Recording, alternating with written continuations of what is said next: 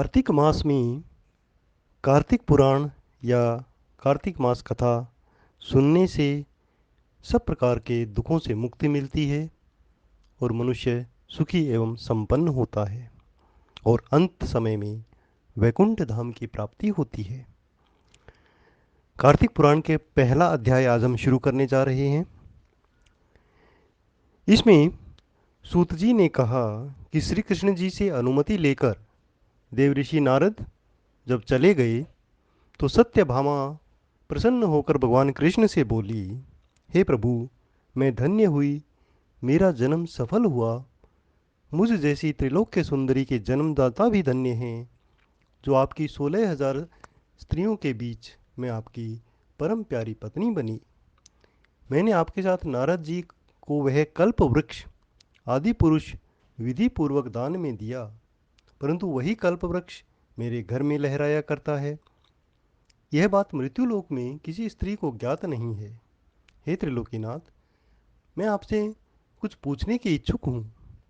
आप मुझे कृपया कार्तिक महात्म्य की कथा विस्तार पूर्वक सुनाइए, जिसको सुनकर मेरा हित हो और जिसके सुनने से कल्प पर्यंत आप मुझसे विमुख ना हो। सूत जी आगे कहते हैं कि सत्यभामा के ऐसे वचन सुनकर श्री कृष्ण ने हंसते हुए सत्यभामा का हाथ पकड़ा और अपने सेवकों को वहीं रुकने के लिए कहकर विलास युक्त अपनी पत्नी को कल्प वृक्ष के नीचे ले गए और हंसकर बोले, हे प्रिय, 16,000 रानियों में से तुम मुझे प्राणों के समान प्रिय हो। तुम्हारे लिए मैंने इंद्र एवं अन्य देवताओं से विरोध किया था। हे कांते, जो तुमने बात पूछी है उसे सुनो। एक बार मैंने तुम्हारी इच्छा पूर्ति के लिए गरुड़ पर सवार होकर इंद्रलोक जाकर कल्प वृक्ष मांगा। इंद्र द्वारा मना किए जाने पर इंद्र एवं गरुड़ में महासंग्राम हुआ और गोलोक में भी गरुड़ जी ने गौओं से युद्ध किया। गरुड़ की चोंच की चोट से इनके कान और पूंछ कटकर गिरने लगे, जिससे 3 वस्तुएं उत्पन्न हुई।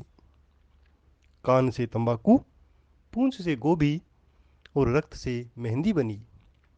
इन तीनों का प्रयोग करने वाले को मोक्ष नहीं मिलता।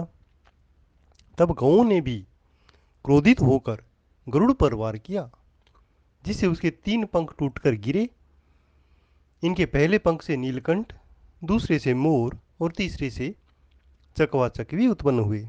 हे प्रिय, इन तीनों का दर्शन करने मात्र से ही शुभ फल प्राप्त हो जाता है। ये सुनकर सत्यभामा ने कहा कि हे प्रभु, कृपया मुझे पूर्व जन्मों के विषय में बताइए कि मैंने पूर्व में कौन कौन से जन्म किए, कौन से दान तप व्रत जप किए या नहीं किए, मेरा स्वभाव कैसा था, मेरे जन्मदाता कौन थे और मुझे मृत्युलोक में जन्म क्यों लेना पड़ा।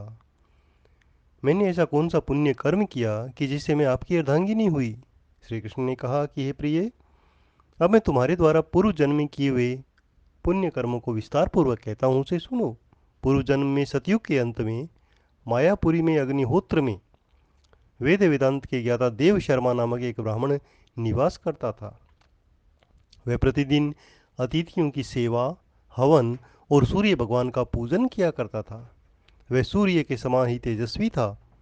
वृद्धावस्था में उसे गुणवती नामक एक कन्या प्राप्त हुई।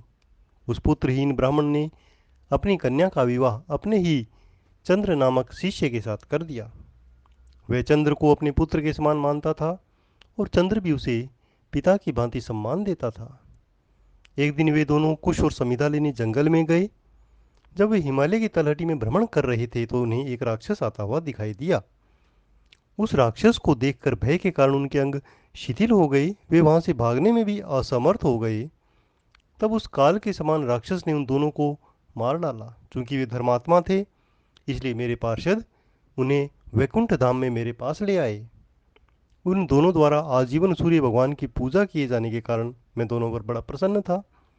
गणेश जी, सूर्य देवी, इन सब की पूजा करने वाले मनुष्य को स्वर्ग की प्राप्ति होती है।